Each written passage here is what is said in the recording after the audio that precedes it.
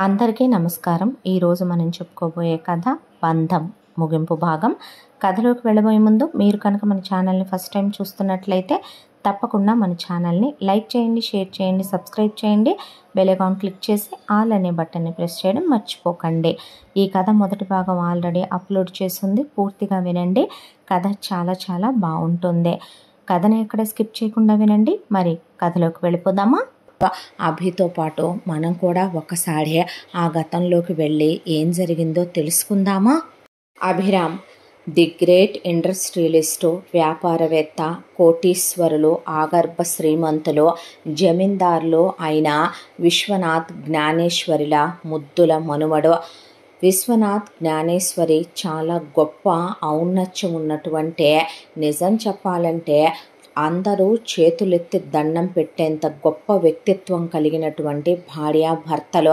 పండిత పుత్ర పరమసుంఠ అనే విశ్వనాథ్ గారికి జ్ఞానేశ్వరి గారికి పెళ్ళైన తరువాత చాలా కాలం పాటు పిల్లలు కలగలేదు. ఎన్నో యజ్ఞయాగాదులు, హోమాలు చేసిన తరువాత విశ్వనాథ్ గారి చేతికి ఎముక లేదని చెప్పుకుంటారు అందరూ. అలా ఆయన ఎన్నో గుళ్ళకి వేల ఎకరాలు దీపధూప నైవేద్యాల కోసం, దేవుడి కోసమనే అలా ఆయన దేవుడి మాన్యాలుగా రాసిచ్చాడు. ఆ ఇంట్లో ఏ రోజు కూడా అన్నదానాలు, వస్త్రదానాలు, ఏదో ఒక హోమాలు, యజ్ఞాలు, యాగాలు, వచ్చిపోయే వేద పండితులు, ఏదో ఒకటి అలా జరుగుతూనే ఉండేదే. అదే వాళ్ళ రాచరికానికి నిజం చెప్పాలంటే ఒక ప్రతీక అనుకోవాలి. అలా వాళ్ళు బాధపడినందుకు ఏ భగవంతుడు మెచ్చాడో అనుకుంటూ జ్ఞానేశ్వరి గారు గర్భవతి అయ్యి రాజేంద్ర పుట్టాడో.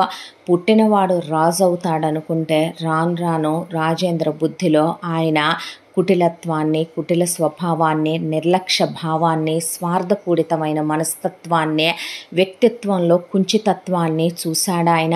అంతా నాకే కావాలి, అంతా నాదే అనుకోవటం, దయ, జాలి, కనికరం లేకపోవటం, మంచి బుద్ధి కలిగి ఉండాల్సిన కొడుకు వక్ర మార్గాల్లో అయినా సరే ఇంకా ఎదగాలనుకోవటం, డబ్బు మీద కాంక్ష పెంచుకోవటం, వీటన్నిటి నుంచి కొడుకును మార్చాలని నయాన భయాన సామధాన భేద దండోపాయాలు వాడి కొట్టి తిట్టి ఆయన చాలా చెప్పి చూశాడు.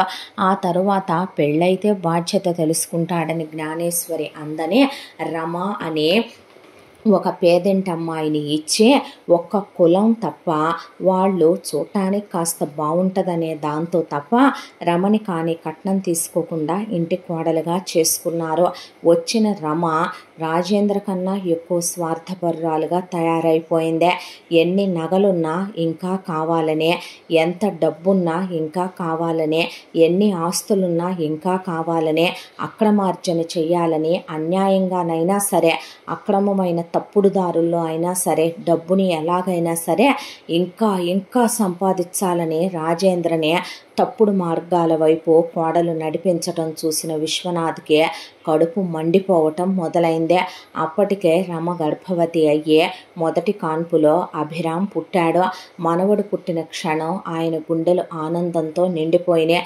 ఎట్టి పరిస్థితుల్లో కొడుకు కోడలు నీడ కూడా మనవడి మీద పడకూడదని, పిల్లాడిని అలా పెంచకూడదని విశ్వనాథ్ జ్ఞానేశ్వరి నిర్ణయించుకున్నారు. అభి పెంపకంగానే, అభి పుట్టగానే అభికి సంబంధించిన అన్ని బాధ్యతలు కానీ విశ్వనాథ్ జ్ఞానేశ్వరి చూసుకున్నారు. ఆ తరువాత రమకి 2 కూతుళ్ళు పుట్టారు. ఆ పుట్టిన పిల్లల్ని రమ అసలు వీళ్ళకి అతకనివ్వకుండా, వీళ్ళ దరిదాపుల్లో కూడా రానివ్వకుండా, మొగుడు పెళ్ళాలు కలిసి వీళ్ళ స్వార్థానికి, కుటిలత్వానికి, ద్రోహబుద్ధికి వారసురాళ్లుగా పెంచుకొచ్చుకున్నారు.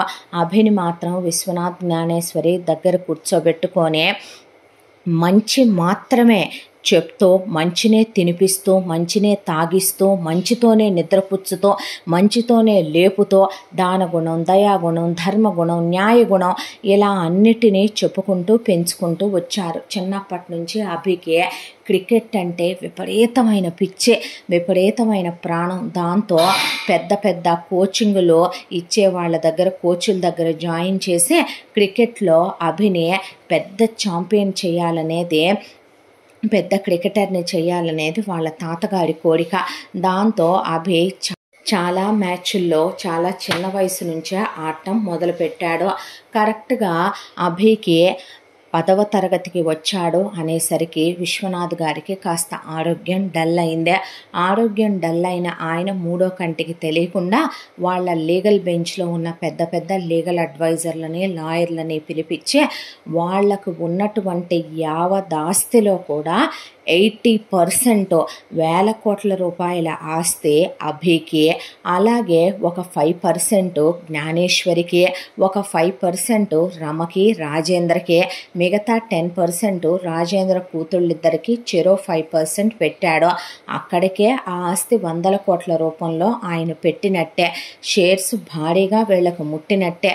మిగతా 80% ఆస్తి అభి పేరు మీద రాసేశాడు ఆయన. ఒక రాత్రి కాడ ఆయనక ప్రాణాలు వదిలేసే పరలోకాన్ని చేరుకున్నాడు. ఆ తరువాత ఇంటి పెత్తనం మొత్తం జ్ఞానేశ్వరే చూసుకునేదే. జ్ఞానేశ్వరే కనుసన్నల్లో ఉండాలి. కొడుకైనా, కోడలైనా, మనవరాళ్ళైనా ఇంటి పెత్తనం మొత్తం ఆవిడదే. ఆవిడికి మనవడంటే పంచ ప్రాణాలు. గడగడలాడించేస్తుంది జ్ఞానేశ్వరి రమణి. చెప్పాలంటే వెన్నులో వణుకు పుట్టుద్ది ఆ వయసు కొడుకైనా. అలా ఉంటుంది. చేతి కర్ర తీసుకొని అలా పట్టుచీర కట్టుకొని షాల్ వేసుకొని నగలు పెట్టుకొని ఆవిడ నడిచి వస్తోందంటేనే వీళ్ళ గుండెల్లో రైళ్లు పరిగెత్తుతాయి. రమ ఇంత దాంట్లో కూడా అభి కన్నా చిన్నదే. రమ కూతుళ్లతోటి వయసుదైనటువంటి తన అన్న కూతురు సరితని చిన్నప్పుడే తన అన్న చిన్న ఫ్యాక్టరీలో ఉద్యోగస్తుడని, వాడికి అధిక సంతానం ఉన్నారని మొగుడితో ముందు వాడిని సెటిల్ చేయించింది. సెటిల్ చేయించి అమ్మా బాబుల్ని సెటిల్ చేయించిన తర్వాత ఈ మేనకోడల్ని మాత్రం తన చీర పట్టుకొని నీతో వస్తానత్తా అని ఏడ్చిందనే తెచ్చి ఎప్పటికైనా కొడుక్కిచ్చి పెళ్లి చేసుకోవాలనే స్వార్థ బుద్ధితో చిన్నప్పటి నుంచే కలిసే పెంచితే గనక పెద్ద అయిన తర్వాత అది పెద్ద మనిషి అయ్యాక ఏ కాలు జారో ఏ కన్ను కొట్టో వాడితో అవసరమైతే ఏం చేసైనా సరే తన మేనగోడలు తన కొడుకుని మొగుణ్ణి చేసుకుంటుంది. ఈ యావదాస్తి బయటకు పోకుండా ఎవరో బయటది కోడలుగా వస్తే తను తన కూతుళ్ళకి దోచిపెట్టాలనుకున్నంత దోచిపెట్టడానికి కుదరదు.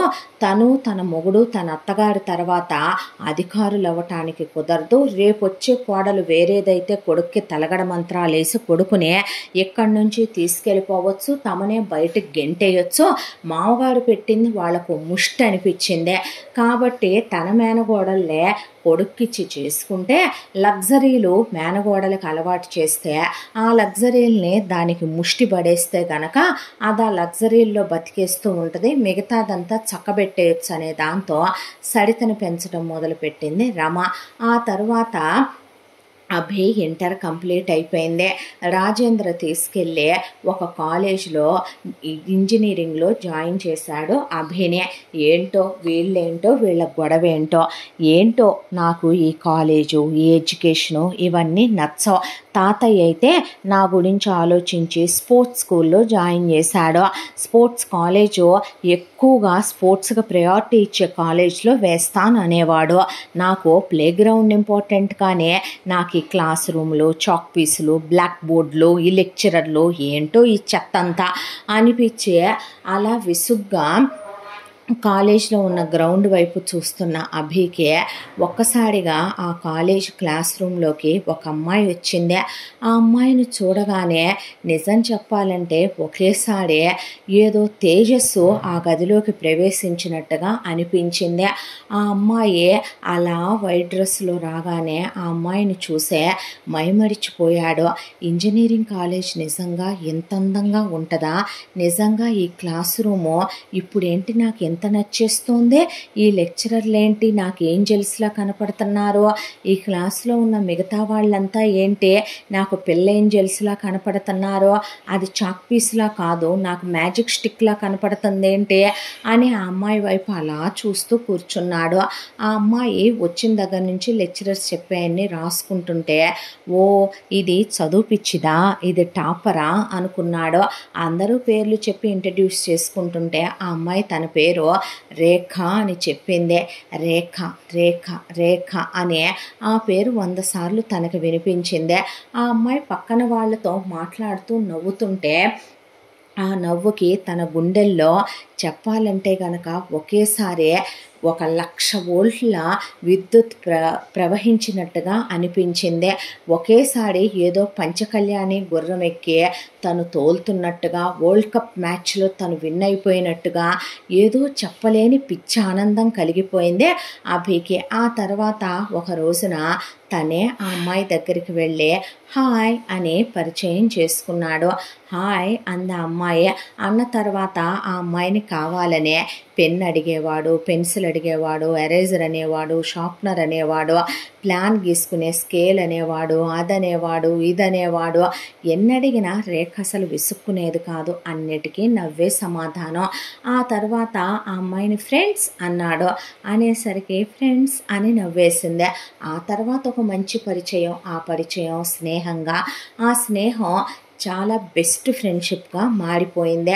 ఆ అమ్మాయి సాన్నిహిత్యంలో తను నిజంగానే స్వర్గాన్ని అనుభవించేవాడు. అభి ప్రేమ అని చెప్తే తను ఒప్పుకోదేమోనని స్నేహం అనే వంకతోనే క్లోజ్ అయ్యాడు రేఖకి. రేఖ మాత్రం ప్యూర్గా అభితో ఫ్రెండ్షిప్పే చేస్తూ వచ్చింది. చాలామంది అబ్బాయిలు రేఖకి ప్రపోజ్ చేస్తే అభికి నచ్చేది కాదు. అయినా రేఖ ఎవ్వరిని అవుననేది కాదు. మా ఇంట్లో మా నాన్న చాలా స్ట్రిక్ట్, చెప్తే ఒప్పుకోళ్లే కానీ లైట్ తీసుకోమని నవ్వేసి మనం ఫ్రెండ్స్, క్లాస్మేట్స్ అనేసి తన లిమిటేషన్స్లో ఉండేదే. ఎవరికి ఐ కాంటాక్ట్ కూడా ఇచ్చేది కాదు. అంతా దాంట్లో అభి రేఖ మాత్రం చాలా క్లోజ్ ఫ్రెండ్స్ అయిపోయారు. అభి నిజం చెప్పాలంటే ఎప్పుడు చూసినా రేఖ వైపే చూస్తూ కూర్చునేవాడు క్లాసులో. రేఖ ఏంట్రా ఇది నువ్వు అలా బ్లాక్ బోర్డ్ వైపు చూడకుండా నా వైపు చూస్తూ కూర్చుంటావేంటి, నోట్సులు రాయవు, రోజు నా నోట్సులు ఎత్తుకెళ్తావు, ఒక్కోసారి నీ నోట్సులు కూడా నన్నే రాయమంటావు, ఎగ్జామ్స్లో చూస్తేనేమో ఎగ్జామ్స్ ప్రిపేర్ అవ్వవు, నన్ను ఆ క్వశ్చన్ ఏంటి ఈ క్వశ్చన్ ఏంటి ప్రిపేర్ అయ్యావా అని అడుగుతావు, స్లిప్స్ ఇమ్మంటావు, వాష్రూముల దగ్గర చెప్పమంటావో. ఇలాగైతే ఎలా అభే అంటే, ఏమో ఈ రేఖను చూసిన దగ్గర నుంచి నీ అంత స్పెషల్గా వాళ్ళు చెప్పే క్లాసెస్ కూడా నా బ్రెయిన్కి ఎక్కట్లేదులే అనే. ఒక రోజున రేఖ నాది మ్యాచ్ ఉంది దా చూద్దుగానని తీసుకెళ్ళాడు. ఆ అమ్మాయి మైమరిచిపోయి చూస్తుంటే ఆ పిచ్చెక్కిన ఆనందంతో 6లు 4లు బాది పారేశాడు ఆ రోజున. ఎంత బాగా ఆడావు అభే అని ఆ అమ్మాయి అలా దగ్గరకు వచ్చి ప్రైస్ చేసేసరికి ఆకాశంలో తేలిపోయినట్టు అనిపించింది తన ప్రాణం. ఆ అమ్మాయికి ఇంకా ఇంకా ఇంకా ఇంకా క్లోజ్ అవుతూ తనకి ప్రపంచమే తెలియట్లేదు. ఆ అమ్మాయి లంగావోణి వేసుకొస్తే ఒక అద్భుతం. ఆ అమ్మాయి ఏదైనా డ్యాన్స్ పెర్ఫార్మెన్స్ చేస్తే తనే చేస్తాడు ఆ అమ్మాయితో పాటు పేరుగా, అదొక అద్భుతం. ఆ అమ్మాయి సాంగ్ పాడితే అదొక అద్భుతం. ఆ అమ్మాయి ఏం చేసినా తనకు అదొక ప్రత్యేకం, తనకు అదొక అద్భుతం. అసలు ఒక అబ్బాయి ఒక అమ్మాయిని ఎంత ఆరాధిస్తాడా, ఎంత గౌరవిస్తాడా, ఎంత వాల్యూ ఇచ్చి చూసుకుంటాడా అన్నట్టు చూసుకునేవాడు. రేఖకి సంబంధించిన ప్రతి ఒక్కటి అభికి తెలుసు. రేఖ ఎప్పుడు నిద్ర లేస్తుంది, ఎప్పుడు పడుకుంటుంది, రేఖ హాబీస్ ఏంటి, రేఖకి ఏం నచ్చుతే ఏం నచ్చో, రేఖ ఎవరితో క్లోజ్గా ఉంటుంది, ఎవరికి దూరంగా ఉంటుంది, ఇలా ప్రతి చిన్న విషయం కూడా అభిని దాటి వెళ్ళేది కాదు. ఇలా ఎప్పుడు చూసినా 100 మీటర్స్ రేడియన్స్లో ఆ అమ్మాయి చుట్టూ తిరుగుతూ ఉండేవాడు. తన కనుసన్నాలు దాటి అసలు ఆ అమ్మాయి వెళ్ళటానికే లేదు.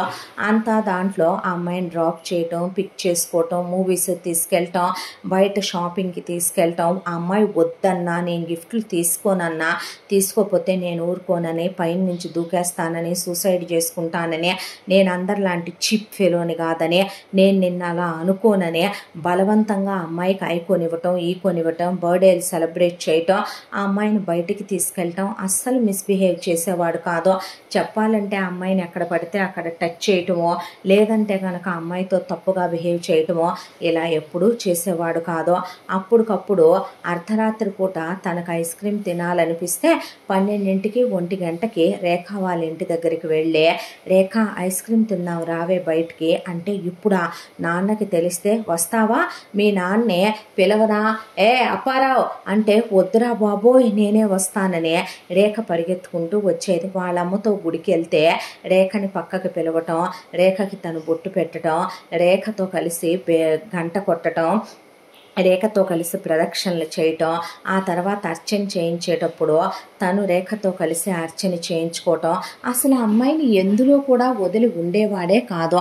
ఇంత దాంట్లో రోజులు ఎలా గడిచిపోతున్నాయో తెలియకుండా ఇంజనీరింగ్ అలా అయిపోయి ఫైనల్ ఇయర్కి ప్రపోజ్ చేద్దాం అనుకున్నాడు. ప్రపోజ్ చేద్దాం అనుకుంటూ ఉండగానే ఈలోపు రాజేంద్ర బీటెక్ అయిపోయిందిగా, ఎంటెక్లో చేరు అన్నాడు. అనేసరికి ఒక రోజున రేఖ అభి పక్కనే కూర్చొని ఎంబీఏ చేద్దాం అనుకుంటున్నానురా, ఈ మ్యాథ్స్తో చిరాగ్గా ఉంది అనేసరికి నేను ఎంబీఏ చేస్తా అన్నాడు వెళ్ళి రాజేంద్రతో. అనేసరికి సరే బిజినెస్కి పనికొస్తాడుగా, ఏది చేస్తే ఏమైందే అనుకొని రేఖ చేరే కాలేజీలోనే తను చేరతానని చెప్పాడు. చెప్తే అదేంట్రా నిన్ను పెద్ద బిజినెస్ కాలేజ్కి పంపుతా ఫారెన్, నేను ఇక్కడే చదువుతాను, పలానా కాలేజ్లోనే చదువుతాను, నా ఫ్రెండ్స్ అందరూ అక్కడికి వెళ్తున్నారంటే వినవేంటి అనేసరికి నా మనవడు అడిగింది నోరు మూసుకొని చేయరా రాజేంద్ర నువ్వు అంది జ్ఞానేశ్వరి. అనేసరికి ఆ కాలేజీలోనే జాయిన్ చేశారు. అలా ఇంకో 2 సంవత్సరాల కాలం ఆ అమ్మాయితో అసలు తన్మయత్వంలో మునిగిపోయి ఎలా గడిచిపోయిందో కూడా తెలియకుండా గడిచిపోయింది.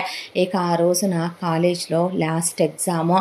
ఆ లాస్ట్ ఎగ్జామ్ అయిపోయిన తర్వాత ఇక కూర్చొని మాట్లాడుకుంటుంటే ఈ 6 ఏళ్ల మన స్నేహం ఎలా గడిచిపోయిందో, ఎలా నిజం చెప్పాలంటే నీతో నాకు టైమే తెలియలేదు అభే, నీలాంటి స్నేహితుడు దొరకటం నిజంగా నా వరం, నా అదృష్టం. ఇక రేపటి నుంచి మళ్ళీ కలుసుకోం కదో, నేను కాలేజ్కి రాను కదో, మళ్ళీ నువ్వు నాకు కనిపించవు కదో, ఎక్కడున్నా నువ్వు హ్యాపీగా ఉండాలి, బిజినెస్లో బిజీ అయిపోతావా అభి, నన్ను మర్చిపోతావా అని ఆ అమ్మాయి అంటుంటే ఆ బాధకి గుండె బద్దలైపోతున్నట్టుగా అనిపించి తట్టుకోలేక ఆ అమ్మాయి నడుం పట్టుకొని దగ్గరికి లాగి గట్టిగా ఆ అమ్మాయి పెదవుల మీద 1/2 అవర్ ఆ అమ్మాయి తోస్తున్నా పెనుగులాడుతున్నా గట్టిగా పట్టుకొని కిస్ చేసేసాడు. ఆ అమ్మాయి లాగి చెంప మీద ఒక్కటేసిందే.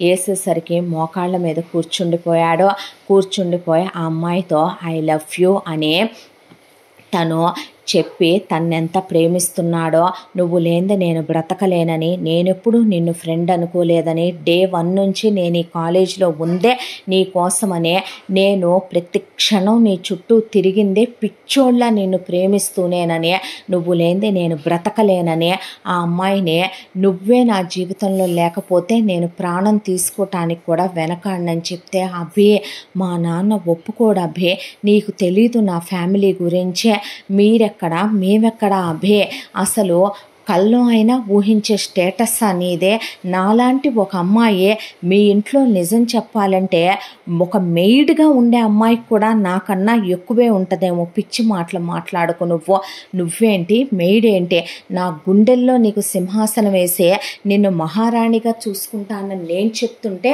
పిచ్చి మాటలు మాట్లాడతావేంటి రేఖ నువ్వు అని ఆ అమ్మాయిని అసలు మాట్లాడనివ్వలేదు. ఆ తర్వాత నువ్వు లేనిదే నేను చచ్చిపోతాను రేఖ, నేను చచ్చిపోను లేదంటే కనుక నువ్వు నన్ను ప్రేమిస్తావా అనేసరికి పెళ్లి చేసుకుందామే, ఎవరు అవునన్నా ఎవరు కాదన్నా నేను నిన్ను వదిలిపెట్టను, నేనేదో టైంపాస్కి నిన్ను లవ్ చేయట్లేదో, నేనేదో కేవలం చీప్ సెక్స్ కోసమో లేదంటే కనుక నిన్ను వాడుకుని వదిలేసే రకాన్నో కాదురా అన్నాడు. అన్న తరువాత ఇక నాన్న వస్తున్నారు అభి అని చెప్పి రేఖ ఏమీ మాట్లాడకుండా వాళ్ళ నాన్న బండెక్కి ఇంటికి వెళ్ళిపోయింది. అభి ఆ తర్వాత వెనకాలే ఫాలో అవుతూ వెళ్ళాడు. వెళ్ళే గాలి, వర్షం, తుఫాను, ఒకవైపున చల్లగాలులో అక్కడే నిలబడిపోయాడు.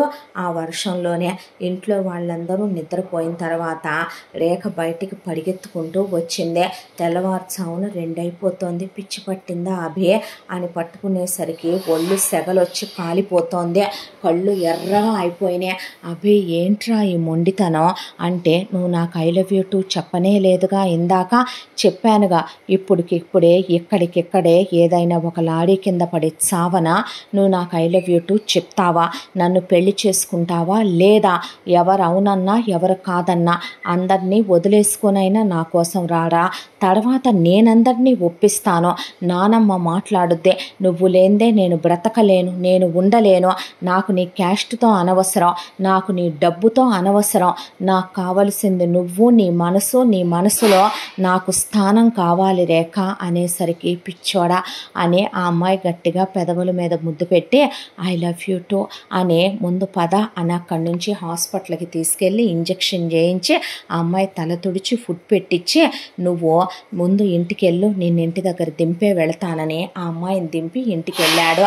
ఆ తరువాత కొన్ని రోజుల పాటు ఇలా హ్యాపీగా గంటలు నైట్ కాల్స్ మాట్లాడుకోవటం, అభి నిద్రొస్తుందిరా అన్న గుడ్ నైట్ అని మళ్ళీ రాత్రంతా మాట్లాడేవాడు.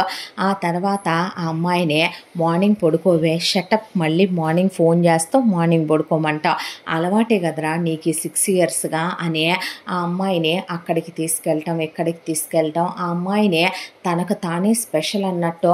నిజంగా ఒక అబ్బాయి ఒక అమ్మాయిని ఎంత ప్రేమిస్తాడా, ఎంత ఆరాధిస్తాడా, ఎంత అర్థం చేసుకుంటాడా అన్నంత ప్రేమగా చూసుకునేవాడు. ఆ అమ్మాయికి నిజంగానే గుండెల్లో గుడి కట్టి పూజిస్తూ ఆరాధిస్తూ ఉండేవాడు. ఇలా రోజులు గడిచిపోతూ ఉండగా ఒక రోజున కనీసం రేఖని ఒక మాట కూడా అడగకుండా వాళ్ళ మేనత్త వచ్చిందే. వాళ్ళ మేనత్త కొడుకు రంగా చిన్నప్పటి నుంచే వాడికి రేఖ మీద కన్నుందే. వాళ్ళ మేనత్త మొగుడు చచ్చాడు, ఆస్తి మొత్తం మేనత్తకు వచ్చిందే.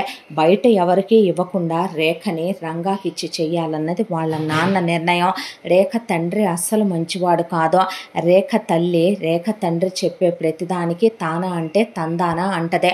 రేఖ వాళ్ళు ఇద్దరు, రేఖ వాళ్ళ అన్నయ్య. రేఖ వాళ్ళ అన్నయ్య ఆల్రెడీ ఈ టార్చర్ తట్టుకోలేక ఎంఎస్ పేరుతో అబ్రాడ్ వెళ్ళిపోయి అసలు తను ప్రేమించిన అమ్మాయిని కూడా అక్కడికే తీసుకెళ్ళిపోయి పెళ్లి చేసుకొని ఆ అబ్బాయి అసలు ఇండియా రాకుండా వీళ్ళు ఎన్నిసార్లు రమ్మనమన్నా వీళ్ళు వస్తామన్నా తనకు కుదరట్లేదని, వీళ్ళు రావద్దని, ఎప్పటికప్పుడు నేనే వస్తానని చెప్పుకుంటూ అలా రోజులు కాలం గడిపేసుకుంటూ వెళ్ళిపోతున్నాడు. అలా అన్నయ్య తనకు నచ్చిన అమ్మాయిని పెళ్లి చేసుకున్నాడని, అన్నయ్యకి 2 పిల్లలు కూడా అని రేఖకి తెలిసి కూడా రేఖ వాళ్ళ నాన్న అమ్మ మంచివాళ్ళు కాదని ఆ విషయాలు అసలు ఇంట్లో తెలియనివ్వదు. ఎప్పుడైనా రేఖకి ఏదైనా కావాలంటే వాళ్ళ అన్నయ్యే మనీ వేస్తూ ఉంటాడు అబ్రాడ్ నుంచి. ఇలా వాళ్ళ అన్నయ్య కూడా చాలా మంచివాడు. కానీ తండ్రి ఇలా ఊహించని విధంగా రంగాతో తనకి పెళ్లి సెట్ చేయటం ఏంటో ఆ అమ్మాయికి అర్థం కాలేదు. రంగా అస్సలు మంచివాడు కాదు, పెద్ద ఉమనైజర్ వాడు. ఎన్నోసార్లు రేఖతోనే తప్పుగా బిహేవ్ చేశాడు వాడు. దానికి తోడు వాడికి అంతకుముందు మేనత్త వాడు ప్రేమించానని ఒక అమ్మాయికి ఇచ్చి పెళ్లి చేసిందే. ఆ అమ్మాయి అసలు ఇంట్లో నుంచి ఎందుకు వెళ్ళిపోయిందో వీళ్ళేమన్నా చేశారో ఎవరికీ తెలీదు. ఆ తర్వాత వాడు మరొక అమ్మాయిని పెళ్లి చేసుకున్నాడు. రేఖ ఎదిగేలోపు ఆగలేక వాడు చేసిన పనులివే. అయినా అమ్మా నాన్నలకి 3వ పెళ్లి చేయటానికైనా తను వాడికిచ్చే ఇష్టమే, అలాగైనా సరే చెయ్యాలనే అనుకున్నారు చీప్ క్యారెక్టర్ మనుషులు అని. ఆ అమ్మాయి మేనత్త వచ్చి సంబంధం అడుగుతూ ఉండగా ముహూర్తాలు పెట్టుకుందాం, పెళ్ళి నీకు బావకి అని చెప్తుంటే నాకు బావని చేసుకోవటం ఇష్టం లేదు నాన్న అనేసరికి ఎందుకు ఇష్టం లేదు ఏంటే నాన్నకి ఎదురు చెప్తున్నావు అంద రేఖ తల్లి. ఎదురు చెప్పటం ఏంటమ్మా, బావ వ్యసనాలకు అలవాటు పడ్డాడు, బావ జీవితంలో 2 ఆడవాళ్ళు ఉన్నారు, నాలో ఏం లోపాలున్నాయని నేను బావని చేసుకోవాలి నాన్న, నాకు బావ అంటే ఇష్టం లేదు, నేను నా కాలేజ్లో నా కాలేజ్ మేట్ని క్లాస్మేట్ని డీప్గా లవ్ చేస్తున్నాను, అతను నన్ను పెళ్లి చేసుకుంటానన్నాడు, అతను చాలా మంచివాడు, సెటిల్డ్ ఫ్యామిలీ కూడాను, అతను సెటిల్డ్ అని నేను ఈ విషయం నీకు చెప్పట్లేదు, మనకన్నా క్యాస్ట్లో కానీ అన్నిట్లో కానీ వాళ్ళు పైనే ఉన్నారు, అలాంటిదే నేను ఈ చీప్ క్యారెక్టర్ ఉన్న వీడిని ఎందుకు పెళ్లి చేసుకోవాలనేసరికి రేఖని చావగొట్టేశాడు రేఖ వాళ్ళ నాన్న. దాంతో రేఖ ఒక గదిలో పడేసే అమ్మా నాన్న ఆ అమ్మాయిని హౌస్ అరెస్ట్ చేశారు. ఈలోపు రంగాకి ఇచ్చి పెళ్లి చేయటానికని వాళ్ళు పెళ్లి ఏర్పాట్లు మొదలుపెట్టారు. రేఖ పాపం మా ఇంట్లో పనమ్మాయి ఉంటే చేతులెత్తి దండం పెడితే ఆ పనమ్మాయి రేఖ చిన్నప్పటి నుంచి పనిచేస్తోంది. దొంగతనంగా రేఖకి ఫోన్ తెచ్చిచ్చింది. ఆ ఫోన్లో నుంచి అభికి ఫోన్ చేసి అభి ఇంట్లో ఇలా చేస్తున్నారు అంటే ఇంట్లో నుంచి వచ్చేసాయిరా, ఇంకా ఆలోచించకో, ఈరోజు నైటే నీకోసం నేను వస్తాను అనేపాటికే సరేనని పనమ్మాయే అమ్మ దీని తాలూకా డూప్లికేట్ కీ చేయించుకొచ్చి ఇస్తానుండండి మీకు అని చెప్పి డూప్లికేట్ కీ ఒకటి చేయించి కిటికీలో నుంచి రేఖకి లోపలికి పడేసింది. రేఖ ఆలోచించింది, ఇప్పుడు తను తొందరపడి ఒక అడుగు ముందుకు వెయ్యకపోతే జీవితం రంగా చేతుల్లో నాశనం అయిపోద్ది. నిజంగా పిల్లల్ని కంటం గొప్పతనం కాదు, పశువులు పక్షులు కూడా పిల్లల్ని కంటాయి. వాళ్లకు మంచి భవిష్యత్తు ఇవ్వాలి అమ్మా నాన్నలుగా. నిజం చెప్పాలంటే నరరూప రాక్షసుడు లాంటి తండ్రికి హీనురాలైనటువంటి తల్లికి పుట్టడం తాము చేసుకున్న మహాపాపం. అన్నయ్య ఎలాగోలాగా చదువు పేరుతో తప్పించుకొని పారిపోగలిగాడు. తన ఆడపిల్ల, తనకిప్పుడు అభి తప్ప ఇంకో మార్గం లేదో. అభి తన్ని గుండెల్లో పెట్టుకొని చూసుకుంటాడో. రంగాన్ని చేసుకుంటే తనకి లైఫ్లో లైఫ్ ఉండదో అనే ఆ అమ్మాయి అందరూ నిద్రపోయిన తర్వాత ముందు కీ ఓపెన్ చేసి శబ్దం లేకుండా ముందు గోడ దూకేసి ఇంట్లో నుంచి పారిపోయింది. అభి ఎదురు చూస్తూ నుంచున్నాడు వాళ్ళ ఇంటి పక్కనే. ఆ తర్వాత ఆ అమ్మాయిని తీసుకువెళ్ళి ముందు బాగా కొట్టేసరికి ఆ అమ్మాయిని కౌగిలించుకొని ముద్దు పెట్టుకొని ఫస్ట్ ఎయిడ్ చేయించాడు. నేనే వద్దామనుకున్నానురా పోలీసుల్ని తీసుకొని, నువ్వు వద్దన్నావుగా, మీ నాన్నని మీ అమ్మని మీ బావని మీ అత్తని చీరేద్దాం అనుకున్నాను, నేను కొడితే ఇష్యూ పెద్దదవుతున్నావని రాలేదు అన్నాడు. వద్దు అభే అన్న తర్వాత తెల్లాడిందాకా ఉండి ఆ అమ్మాయిని తీసుకెళ్ళి ముందు రిజిస్టర్ మ్యారేజ్ చేసేసుకున్నాడు. చేసేసుకొని డైరెక్ట్గా వాళ్ళ ఇంటికే తీసుకెళ్ళాడు. తీసుకెళ్లేసరికి రమా రాజేంద్ర మాకు చెప్పకుండా ఇలా పెళ్లి చేసుకోవటం ఏంటి, నీకోసమని నీ మరదల్ని అంటే ఆపమ్మ చాలే కానీ ఇంకొక మాట మాట్లాడావో నీ మర్యాదలు నీకు దక్కవు. నీకు ఇప్పటికి చాలాసార్లు చెప్పాను, నీ మేనగోడలు నా చెల్లెళ్లతో పాటు సమానమైన ఏజ్తో ఇంట్లో పెరుగుతున్నప్పుడు అది కూడా నాకు చెల్లెళ్ళ లాంటిదే, నేను దాన్ని కూడా ఓ చెల్లిగా చూశానని. అక్కల్ని చెల్లెళ్ళని పెళ్ళిళ్ళు చేసుకొని పాపురాలు చేసేంత దిగజారిపోయిన వాడిని కాదు నేను. నువ్వు అంతగా చేసుకోవాలంటే చెల్లి వాళ్లతో పాటు నువ్వు దానికి కూడా ఓ సంబంధం చూసి పెళ్లి చేయి, నేను కాదనలేదే. అంతేకాని నాకు ఇష్టం లేని దాన్ని నేను పెళ్లి చేసుకోవటం ఏంటి?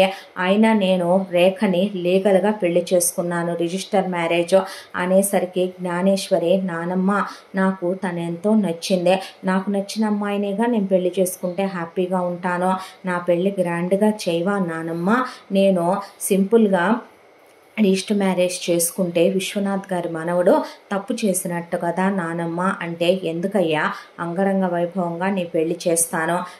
రమా రే రాజేంద్ర వాగింది చాలే కానీ మాటలు ఎక్కువైపోయాయి కానీ, అయినా నీ మేనగోడలు నీ ఇంటి కోడలుగా నేను ఒప్పుకుంటానని నీకెప్పుడు చెప్పానే కోళ్ళ, తీసుకొచ్చి పెంచుతున్నావంటే ఇంట్లో 100 మంది తింటారు ముష్టోళ్ళు, ఇది కూడా ముష్టిదనుకొని చదివిస్తుంటే ఊరుకున్నా, వాడి పక్కన అదే అంటే అనేపాటికి వాడు చేసుకొచ్చింది ఏమైనా కోటీశ్వరరాలా అత్తయ్య గారు అంటే, నువ్వేమైనా కోటీశ్వరరాలువా, నిన్ను చేసుకురాలా నా కొడుక్కి? ఒక విషయం చెప్పమంటావా, నీకు క్షాత్రం ఉన్న వాళ్ళెల్లా క్షత్రియులే, కాకపోతే రాజ్యం ఉన్న వాళ్ళే రాజులు. అలాంటి గొప్ప మనసున్న మహారాణి అమ్మాయి, నీలో ఆ మనసు ఉందని మీ మామగారు చేసుకొచ్చి మేమంతా దెబ్బతిన్నాం. ఇంకాపుతావా నువ్వు చెప్పిన నీతులు, వెళ్ళి హారతిచ్చి తీసుకురా కొడుకుని కోడల్ని అనేసరికి ఈలోపే అక్కడికి రేఖ వాళ్ళ అమ్మ నాన్న మేనత్త బావ చుట్టాలని జనాల్ని వేసుకొని వచ్చి ఆ అమ్మాయిని పట్టుకొని కొట్టబోతే అభి అడ్డొచ్చి అప్పుడే రంగా మీద చేయి చేసుకొని వెనక్కి తోసేశాడు రేఖ వాళ్ళ నాన్ననే. నువ్వు చచ్చావని, నువ్వు నాశనం అయిపోతావని, నువ్వు బాగుపడవని, నువ్వు ఊడ్చుకుపోతావని ఆ అమ్మాయి మీద దుమ్మెత్తి పోసే, ఏం మాటలు అసలు మీరు మాట్లాడే మాటలు, కడుపుకు అన్నం తింటున్నారా గడ్డి తింటున్నారా అని జ్ఞానేశ్వరే అక్కడ ఉన్న సెక్యూరిటీ వాళ్ళతో గెంటించబోతే, మీరు ఆగండి బామ్మగారు అని, నా దృష్టిలో మీరే చచ్చారో, తలకొరి పెట్టాల్సిన కొడుకుని దూరం చేసుకున్నావు నాన్న, అయినా నీకు సిగ్గు జ్ఞానం రాలేదో, ఇలాంటి నీచమైన వెదవకిచ్చి నన్ను పెళ్లి చేయాలనుకుంటున్నావంటే నిన్ను కన్న తండ్రి అనుకోవాలా, లేకపోతే బ్రోకర్ వెదవ్ అనుకోవాలా, ఏమనుకోవాలి? పిల్లల్ని కనగానే సరికాదు, పశువులు పక్షులు కూడా పిల్లల్ని కంటాయి, వాటికి కూడా పిల్లల మీద మమకారం ప్రేమ అనురాగం అనేది ఉంటుంది. అవి లేని నువ్వు మనిషివా పశువ్వా అని ఆ అమ్మాయి ఇంకోసారి నా లైఫ్లోకి వస్తే మీ అందరి మీద కేసు పెట్టి మిమ్మల్ని జైల్లో తోయించాల్సి వస్తుంది. ఇప్పుడు ఆయన నా భర్త, మా ఇద్దరికి పెళ్ళైపోయింది, మీరు అవునన్నా కాదన్నా ఇందులో ఎలాంటి మార్పు లేదు, ముందు నడవండి ఇక్కడి నుంచి, ఇప్పుడు గెంటించు బామ్మ అన్న తర్వాత ఆ అమ్మాయి నానా తిట్లు తిట్టుకుంటూ వెళ్ళిపోయారు. చేసేదేమీ లేక రమ హారతిచ్చే అభిని రేఖని లోపలికి తీసుకొచ్చింది. ఆ తర్వాత జ్ఞానేశ్వరి భూమి ఆకాశాలు ఏకమైపోయేంత ఘనంగా అభికి రేఖకి పెళ్లి జరిపించింది. ఫస్ట్ నైట్లు అయిపోయినాయి. 3 నెలలు హనీమూన్కి దేశ విదేశాలకు వెళ్ళొచ్చాడు. వెంటనే పిల్లలొద్దురా అందని నేనే వాడతానులే బర్త్ కంట్రోల్ అని వాడటం మొదలుపెట్టాడు. ఆ తర్వాత బామ్మ అంటే అభికి ఎంత ఇష్టమో రేఖకి అంతకన్నా ఇష్టం. బామ్మతో ఆడుకుంటూ సరదాగా వాళ్ళ ఇంట్లో తిరుగుతుంటే ఆవిడకి 2 కళ్ళు సరిపోయాయి కాదు. ఆఫీస్కి వెళ్ళేటప్పుడు అమ్మాయి కూడా చదువుకుంది కదయ్యా, అమ్మాయిని కూడా తీసుకెళ్ళు అన్న తర్వాత రాజేంద్ర ఇంక నువ్వు రిటైర్మెంట్ తీసుకో, నువ్వు చూసుకోవాల్సిన అవసరం లేదులే అంటే, నువ్వు అక్కర్లేదులే నాన్న, బిజినెస్ నేను చూసుకుంటానని రాజేంద్రని ఒక ప్రేక్షకుణ్ణి చేసేసాడు అభే. వీళ్ళకి అదంతా మింగుడు పట్టం మానేసిందే. కొరకరాని కొయ్యలా తయారైపోయాడు అభే.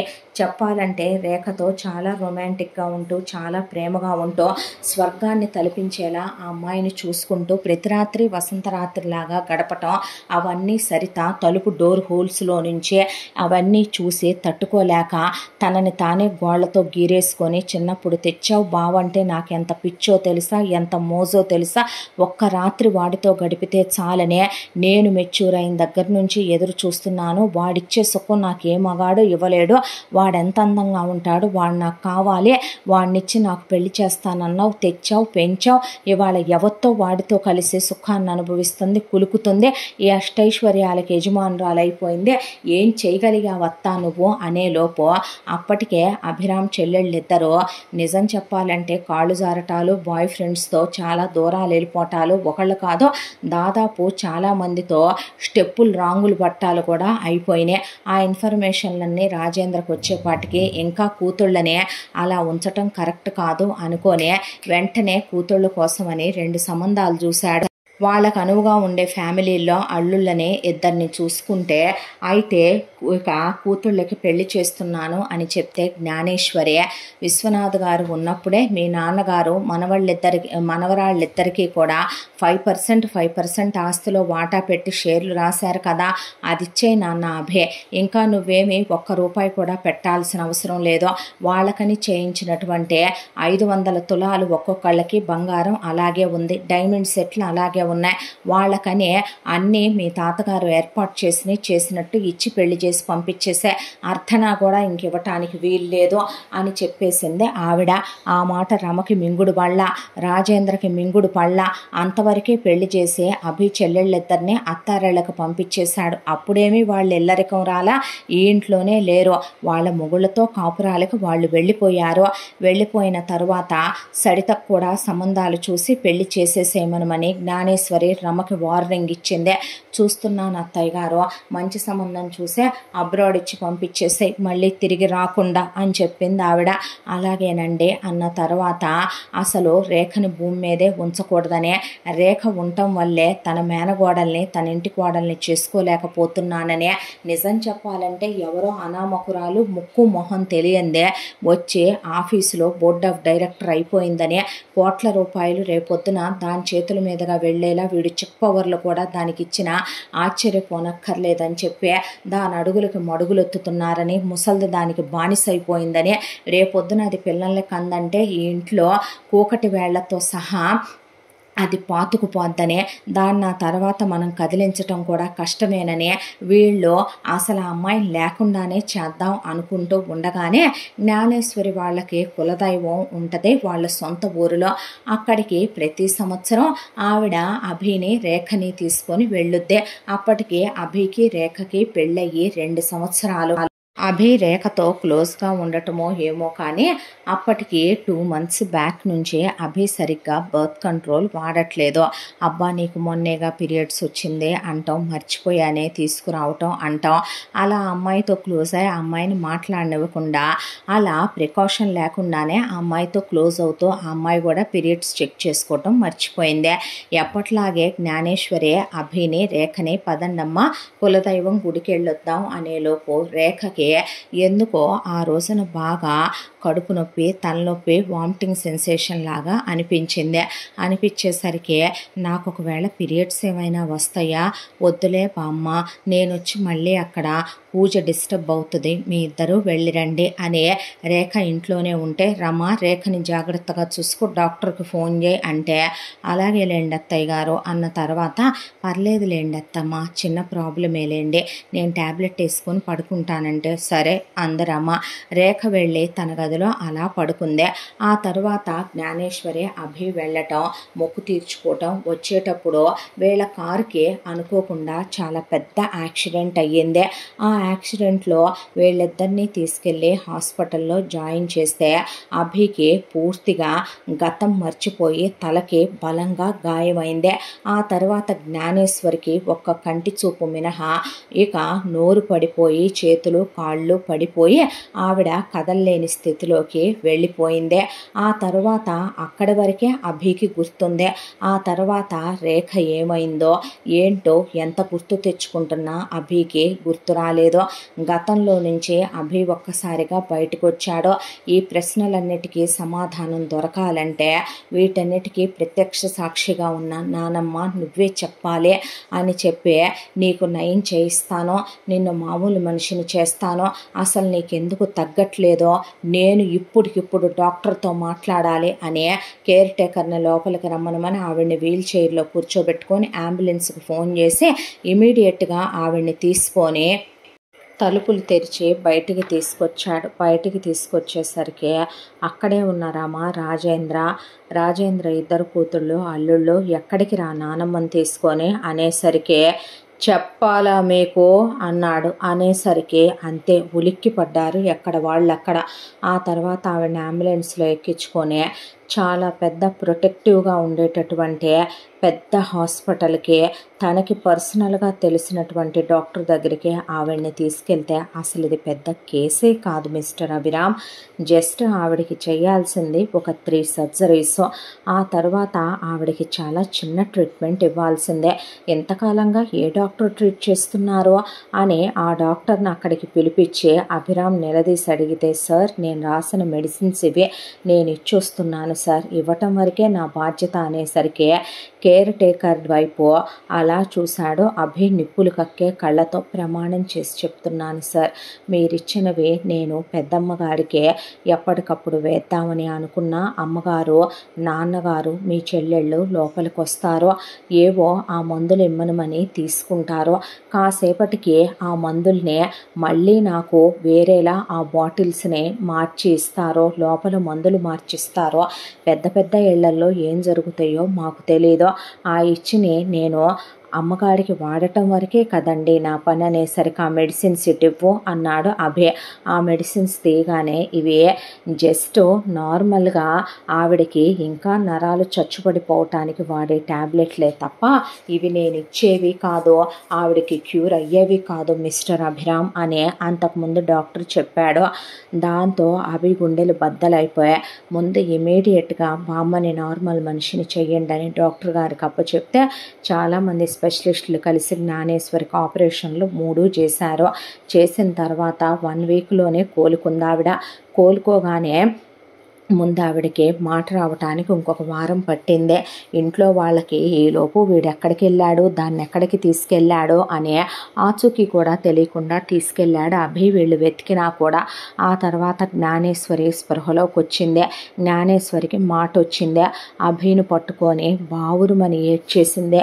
ఏం జరిగింది నానమ్మ, రేఖ నా జీవితంలో నుంచి ఎందుకు వెళ్ళిపోయిందే, పాపని రేఖని ఎందుకు నా జీవితంలోంచి పంపారో, మనవరాలికి పాప పుట్టిందా, నాకు మునిమనవరాలు పుట్టిందా అయ్యా అని అడిగితే, నిన్న నేను నీకు ఫోటోలో చూపించిన రేఖ పక్కన ఉన్న పాప వెన్నెల, అది నా కూతురే అంటున్నారా, రేఖ పాపని పెట్టుకొని ఒక అనాథలా ఎందుకు బ్రతుకుతోంది నానమ్మ అని అడిగాడు అభే. ఆ పాపం ఆరాచకం చేసింది మీ అమ్మ నాన్నే నాయన. ఆ రోజు యాక్సిడెంట్ అయిన తర్వాత నేను హాస్పిటల్లో ఉన్నాను, నువ్వు నాతో పాటు హాస్పిటల్లో ఉన్న పిచ్చిదానిలాగా మనవరాలు అక్కడికి పరిగెత్తుకొచ్చింది. అప్పటికే నాకు మాట పడిపోయి చేతులు కాళ్ళు చచ్చుబడిపోయినాయి. నా పక్క బెడ్లోనే నువ్వు ఉన్నావయ్యా, కానీ అప్పటికే మీ నాన్న డబ్బులు పెట్టి డాక్టర్లతో నీకు గతం గుర్తు చేసిన, గతానికి సంబంధించిన ఏ విషయమైనా నీకు చెప్పినా, నీకు ముక్కుల్లో నుంచే, నోట్లో నుంచి, చెవుల్లో నుంచి బ్లడ్ వచ్చేసే నీ బ్రెయిన్ డ్యామేజ్ అయిపోయి నువ్వు అక్కడికక్కడే నర్వస్ అన్నీ కూడా నీకు బ్లడ్ అంతా కూడా వాటిల్లో నుంచి బయటకు వచ్చేసి చచ్చిపోతావని ఏదేదో అబద్ధాలు చెప్పించి రేఖని పిచ్చిదాన్ని చేసేసారో, నువ్వేమో గతం మర్చిపోయావో. నీకు నీ భార్య జ్ఞాపకం లేదో ఇదే ఆదననుకున్నారు వీళ్ళు. నిన్ను ఇక్కడి నుంచి ముందు ఇంటి దగ్గరికి తీసుకువెళ్ళారు, నన్ను తీసుకువెళ్ళారు.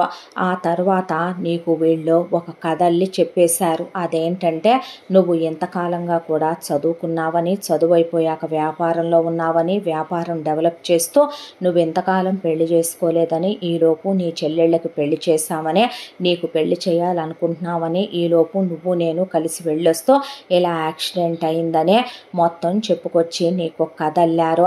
ఆ అమ్మాయి నీకు దగ్గర అవ్వాలని ప్రయత్నించి, గతం గుర్తు చేయాలని ప్రయత్నించి నీ ప్రతిపని ఆ అమ్మాయి చేస్తుందనే ఆ అమ్మాయిని ఒక కేర్ టేకర్ అని చెప్పారు. నిజం చెప్పలేదు. ఆ తర్వాత నీకు చాలా పవర్ఫుల్ మెడిసిన్స్ వాడటంతో ఎక్కువ మత్తులోనే ఉండేవాడివి, తలకి సర్జరీ అవ్వటంతో అదే ఆదను అనుకొని నిర్దాక్షిణ్యంగా ఆ అమ్మాయిని ఒక రోజున గాలి, వర్షం, తుఫాను వస్తూ ఉండగా ఆ అమ్మాయిని మీ అమ్మ, నాన్న, చెల్లెళ్ళు మొగుళ్ళు కలిసే కిరాతకంగా కొట్టి ఆ అమ్మాయి మెళ్ళో తాళి నీ దీని మేనగోడలు, నీ మరదలు ఆ సరిత, నీ అమ్మ, నీ చెల్లెళ్ళు కలిసే ఆ అమ్మాయి ఒక ఉంపుడు గత్తెని వేశ్యగా నిన్ను సుఖపెట్టిందని, నువ్వు ఒక వేశ్యగా ఆ అమ్మాయిని తీసుకొచ్చావని, ఇంటి కోడలుగా ఆ అమ్మాయికి అర్హత లేదని కొన్ని తెల్ల కాగితాల మీద ఆ అమ్మాయితో బలవంతంగా ఆ అమ్మాయి చేతి మీద మీ నాన్న కాళ్ళేసి నుంచొని ఆ అమ్మాయిని నరకం పెట్టి చిత్రహింసలు పెట్టి ఆ అమ్మాయితో సంతకాలు పెట్టించుకొని మెళ్ళో తాళిబొట్టు ఆ అమ్మాయి మెడంతా కోసుకుపోతున్నా సరే ఆ తాళి గొలుసుని తెంచేశారు. నువ్వు బ్రతకుండగానే ఆ అమ్మాయిని విధవని చేసి తెల్ల చీర కట్టి ఇంట్లో నుంచి ఆ అమ్మాయిని ఒక కుక్కలాగా తరిమి కొట్టి ఇంట్లో నుంచి గెంటేశారయ్యా. ఆ తర్వాత మనవరాలు ఎక్కడికి వెళ్ళిందో ఏంటో నాకేమీ తెలియదు నాయన. ఆ తర్వాత వీళ్ళు నీకో పెద్ద కథే అల్లి చెప్పేశారు. ఆ చెప్పేసిందే నువ్వు నిజమని నమ్మావు. నేను చెప్పటానిక నాకు నోరు లేదు. ఆ తర్వాత నీకు జ్ఞాపకాల్లో కూడా అమ్మాయి గుర్తు రాకూడదనే నువ్వు ఆ అమ్మాయివి నీవి కలిసి పెద్ద పెద్ద ఫోటోలు ఇల్లంతా పెట్టుకొని ఉంచుకుంటే ఆ ఫోటోలన్నీ స్టోర్ రూమ్లోకి వెళ్ళిపోయినాయి. నీ పెళ్లి ఫోటోలు, వీడియోలు, ఎంగేజ్మెంట్ వీడియోలు, ఫోటోలు, ఆ అమ్మాయి బట్టలు, నగలు, ఆ అమ్మాయి నీకు గుర్తొచ్చే ఏ జ్ఞాపకాన్ని లేకుండా తుడిపేశారో. చిన్నప్పటి నుంచి దీని మేనగోడలకి నువ్వంటే అసభ్యంగా చెప్పాలంటే గనక దానికి మోజు, దానికి నీ మీద కోరిక, నీ మీద వ్యామోహం, దాంతోనే నిన్ను తార్చటానికి సిద్ధపడింది నీ అమ్మ. ఆ తర్వాత ఆస్తి మొత్తం 80% మీ తాతగారు నీ పేరు మీద పెట్టారనే అది దాని మేనగోడల్ని నామకే వస్తే నీకు పెళ్లి చేసే ఒక 20% మీకు పడేసే మిగతా 60% ఆస్తి నీ చెల్లెళ్ళిద్దరికీ చెరొక 25% పెట్టి ఒక 10% మీ అమ్మ నాన్న అనుభవించాలని ప్లాన్ వేసుకున్నారు. కూతుళ్ళిద్దరిని అప్పుడు మీ అమ్మ తీసుకొచ్చి ఇల్లరికం పెట్టుకుందే. నీకు పెళ్ళయ్యేంత వరకు ఆస్తే వాళ్ళు అనుకున్న ప్రకారం పంపకాలు జరిగే వరకు నీ చెల్లెళ్ళని పిల్లల్ని కనొద్దని చెప్పింది నీ అమ్మ. ఆ తర్వాత చాలాసార్లు ఆ సడితతో నిన్ను క్లోజ్ చేయిద్దామని చూశారు, నిన్ను దాన్ని శారీరకంగా కలుపుదామని చూశారు. కానీ మేము పెంచిన పెంపకమో నువ్వు పెరిగిన ఇదో కానీ నువ్వెప్పుడూ దాంతో తప్పుగా ప్రవర్తించింది లేదు, చెడుగా ప్రవర్తించింది లేదు. అది క్యారెక్టర్ లెస్ది నాన్న, అది తిరగని మగవాడంటూ లేడు. నిజం చెప్పాలంటే మీ అమ్మని కోడలుగా తెచ్చుకొని పెద్ద తప్పు చేశాము మీ తాతయ్య నేను. మీ నాన్న లాంటి నీచుణ్ణి ఇంట్లో నుంచి గెంటేయకుండా కొడుగ్గా భరించే ఆయన నేను ఇంకా పెద్ద తప్పు చేశాము నాయన. ఇంత పెద్ద పాపానికి ఒడికట్టారు వీళ్ళు. 7 జన్మలెత్తినా నీ చెల్లెళ్ళనే, నీ అమ్మ బాబుల్ని ఆ దేవుడు కూడా క్షమించడ్రా. ఆ సడిత అనే దాన్ని తరిమి కొట్టాలయ్యా అనేసింది జ్ఞానేశ్వరి.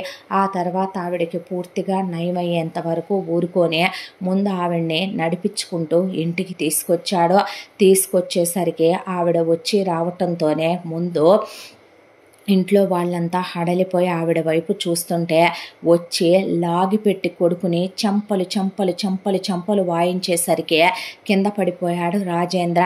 రమణి దవడలు వాయించేసిందే. ఆవిడ చేతిలో ఉన్న కర్ర పెట్టి కోడల్ని కుక్కను కొట్టినట్టు కొట్టి కొడుకు మీద కోడల్ని, కోడల మీద కొడుకుని పడేసి కొట్టిందే. 5 నిమిషాల్లో ఫోన్ చేసి ఆవిడ చుట్టాలందరూ సింహం లాంటి ఆవిడ పడిపోయిందని సైలెంట్ అయిపోయారు. 5,000 మందిని 5 నిమిషాల్లో కేసినంతలో పిలిపించింది జ్ఞానేశ్వరే. వాళ్ళందరూ బలగం అక్కడికి వచ్చారు. తుక్కు కింద రమణి రాజేందర్ని కుమ్మేయించింది బామ్మ. ఆ తర్వాత అభే తన చెల్లెళ్ళ మొగుళ్ళని ఆ తర్వాత సరితని పడేసి వేరే ఉతికి వదిలిపెట్టాడో. ఏ రోజైనా నేను దీన్ని పెళ్లి చేసుకుంటానని నీకు చెప్పానా? నా కల్లో నా ఊహలో అయినా ఇది నా చెల్లెలు లాంటిది అనుకున్నానని నీకు చెప్పాక కూడా నువ్వంత నీచానికి ఒడికట్టి నా భార్యని ఇంట్లో నుంచి ఎలా గెంటేశావే నువ్వు అని ఇప్పటికిప్పుడు ఈ నిమిషం తాత మీకు పెట్టిందే మీకు ప్రాప్తం. ఇప్పటికిప్పుడు మీరు ఇమీడియట్గా ఇంట్లో నుంచి వెళ్ళిపోవాలి అనే సరితను మాత్రం పట్టుకోమని అక్కడున్న వీళ్ళందరినీ వెళ్ళగొట్టించే ఆ తర్వాత సరితనే కుక్కను కొట్టినట్టు కొట్టి తరిమి కొట్టించాడు ఇంట్లో నుంచి బయటికి. ఆ తర్వాత ఇల్లంతా క్లీన్ చేయించి రెనోవేట్ చేయించి స్టోర్ రూమ్లో పడున్న వాళ్ళ ఫొటోస్ అన్నీ పెద్దవి చేయించి వెన్నెలతో రేఖతో తను దిగిన ఫొటోస్ తన ఫోన్లో ఉన్నాయి. అవన్నీ పెద్దవి చేయించుకొచ్చి ఇంట్లో పెట్టించాడు. పెట్టించిన తర్వాత పదబామ్మ వెళదామని చెప్పి ఆవిడ్ని తీసుకొని వెళ్తే రేఖ అప్పటికే మనిషి బాగా నలిగిపోయింది. దిగులుతో మంచం పట్టేసిందే. ఆనాళ్ళు ప్రేమించిన భర్త, కాపురం చేసిన భర్త, తన బిడ్డకి తండ్రి అయిన తన భర్త, తన ప్రాణం, తన సర్వస్వం తిరిగి వస్తే నిన్ను తాకలేకపోయాను, నీతో మాట్లాడలేకపోయాను, మనసు విప్పే ఇదే నిజమని నీకు చెప్పలేకపోయానని ఆ అమ్మాయి పిచ్చిదానిలా తయారైపోయింది. వెళ్ళి బెల్లు కొట్టేసరికి పని అమ్మాయి డోర్ ఓపెన్ చేస్తే పాప పరిగెత్తుకుంటూ వస్తే నా మునిమను రాలా అయ్యా, నా బంగారు తల్లి రావే అనే పిల్లని ఎత్తుకొని ముద్దులు పెట్టుకుంది జ్ఞానేశ్వరి. అబ్బీ మా అమ్మ ఎవరు అంటే నీ జేజమ్మనమ్మా నేను అనే ముద్దులు పెట్టుకున్న తర్వాత అమ్మ ఏదే అమ్మేదమ్మా అంటే అభి ఎక్కడికి వెళ్ళిపోయావు? అభి కాదే మీ నాన్నే. మరి ఇన్నాళ్ళు ఎక్కడికి వెళ్ళావు నాన్న అని అడిగితే రాక్షసులు, దుర్మార్గులు, నీచులు కొంతమంది ఉన్నారమ్మా. వాళ్ళ వల్ల మీ అమ్మ నాన్నకి చిన్న కటీఫ్ అయ్యి గొడవై దూరంగా ఉన్నారు. ఇప్పుడు కలిపేశాంగా మళ్ళీ నేను నీకు పెద్ద అయ్యాక కథలుగా చెప్తానే. నీ పెళ్ళయిందాక నేను బతికే ఉంటానమ్మా. ఇది పోయిన నా మొగుడు మీద ఒట్టే అని చెప్పింది జ్ఞానేశ్వరి.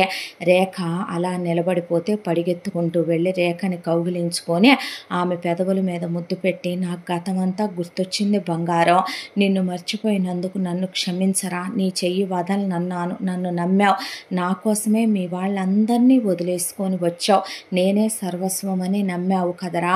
అలాంటిదే ఈ పిచ్చోడికి యాక్సిడెంట్ అయిందా, ఆ యాక్సిడెంట్లో నా చిప్పు పోయిందే, నా చిప్పు పోయి నిన్ను మర్చిపోయానే అనుకో, వాళ్ళు డాక్టర్లతో అబద్ధం చెప్పించారే అనుకో, నాకు గతం గుర్తు చేయకూడదనే. పిచ్చిదానా, నాకు గతం గుర్తు చేయొద్దా?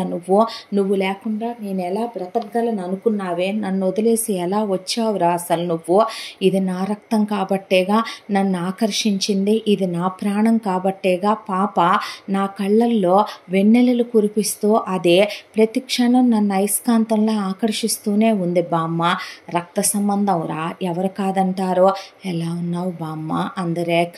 బతికే ఉన్నాను తల్లి, చావులోకి వెళ్ళి బయటకు వచ్చానమ్మా అన్న తర్వాత నువ్వు కూర్చో బామ్మ అనే రేఖ అభిని కౌగిలించుకొని పేగులు తెగిపోయేలా పొగిలి ఏడ్చింది.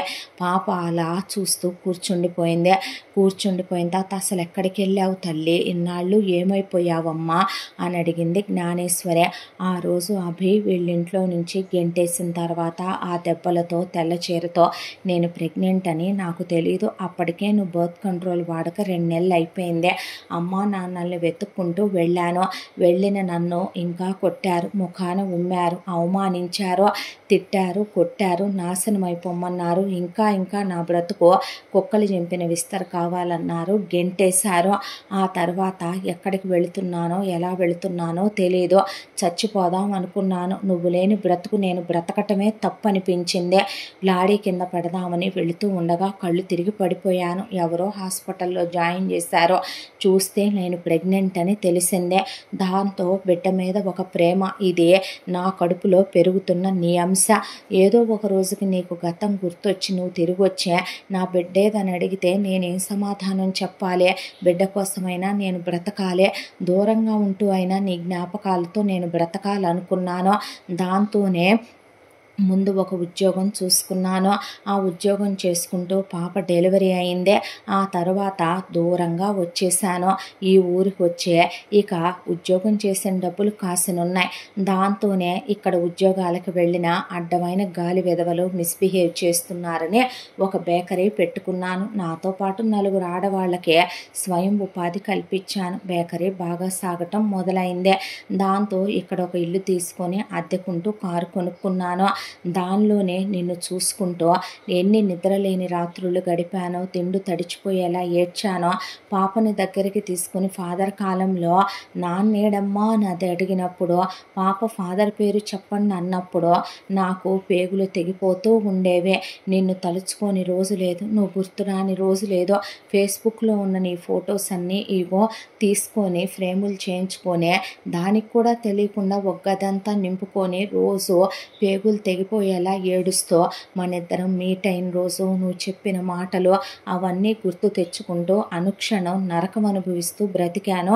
ఇంతకాలంగా అభే అనేసరికి ఆ అమ్మాయిని దగ్గరికి తీసుకొని ఏడ్చేశాడు అభే.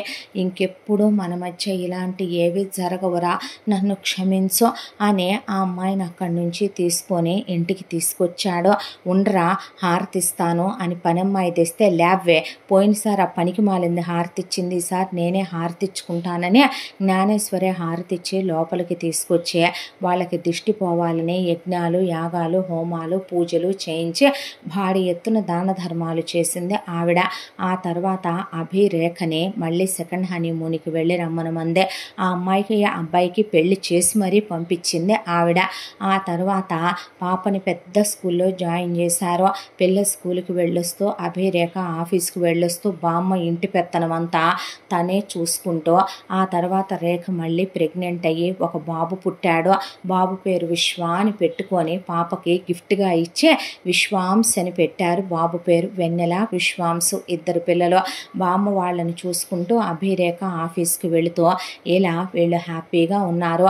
ఇంట్లో నుంచి బయటికి వెళ్ళినటువంటి రమ, రాజేంద్ర కూతుళ్ళిద్దరూ కలిసి అల్లుళ్ళ చేత ముందు కూతుళ్ళకి పెట్టిన 5% షేర్లు అమ్మి ముందు వ్యాపారాలు పెట్టించారు. అల్లుళ్ళు చేతగాని వెధవలు కాబట్టి కూతుళ్ళకి నాలెడ్జులు లేవు, తెలివితేటలు లేవు. వ్యాపారంలో పూర్తిగా నష్టాలు వచ్చేసినాయి.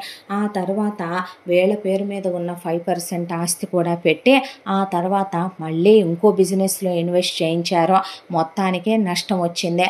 దాంతో కూతుళ్ళ అత్తమామలు వాళ్ళంతా వచ్చి కొడుకుల్ని చెత్త కొట్టేసి కోడళ్ళనే ఒళ్ళు ఎక్కడికక్కడ జాయింట్లు కంకులు తేలిందాకా తన్ని వస్తే రండి, లేదంటే మొగుళ్ళను వదిలిపెట్టి ఇక్కడే చావండనే అనేపాటికి మొగుళ్ళ కాళ్ళు పట్టుకొని కూతుళ్ళు మొగుళ్ళతో పాటు వెళ్ళిపోయారు. అత్తగారిళ్ళ దగ్గర వాళ్ళని తొక్కేసి కొడుకులను ఉద్యోగాల్లో పడేసి వీళ్ళని కూడా ఇళ్లల్లో ఇంటి పని వంట పని చేయించుతూ పిల్లల్ని కంటూ మూసుకొని పడుండమని వాళ్ళకి అలాంటి జడ్జిమెంట్ ఇచ్చారు రాజేంద్ర వియ్యంకులు. ఆ తర్వాత ఇక సడిత కొన్నాళ్ళు రమతో రాజేంద్రతో ఉండి అందినంత వరకు నగలు కాస్త డబ్బులు సైడ్ చేసుకొని ఇక అంతకుముందు తనకున్న ఎక్స్ బాయ్ ఫ్రెండ్స్లోనే ఒకళ్ళు చూసుకొని వాడిని చేసుకొని అమెరికా చెక్కేసిందే.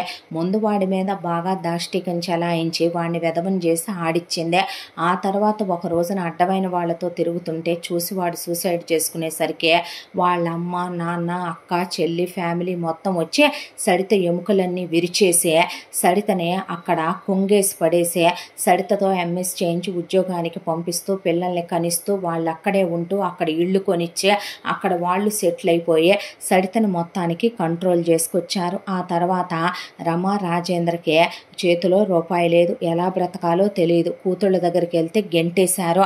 సడిత అసలు ఎక్కడుందో ఊరు పేరు లేదు. కొడుకు దగ్గరికి వెళితే జ్ఞానేశ్వరి తరిమి కొట్టించింది, ఆస్కారం లేదు.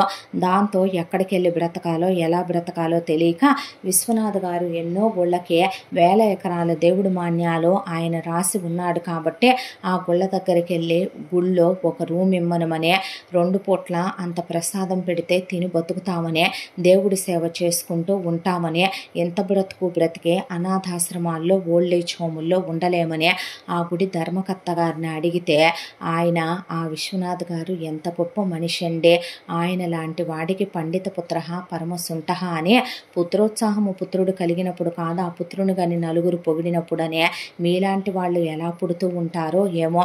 ఉండండి బాబు, ఇది మీ నాన్నగారు కట్టించిన గుడే, మీకు పెట్టే అంతోటి ఇదే ఎక్కువవుద్దా? నిత్యాన్న దానం ఉంది ఇక్కడ, మీరు బ్రతుకున్నన్నాళ్ళు దైవసేవ చేసుకుంటూ అలాగే తింటూ ఉండండి.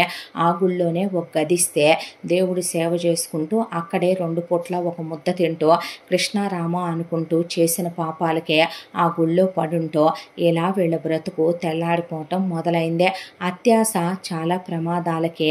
నిజం చెప్పాలంటే గనక మంచి చెడు మనిషి విజ్ఞత మర్చిపోయేలా చేస్తుంది.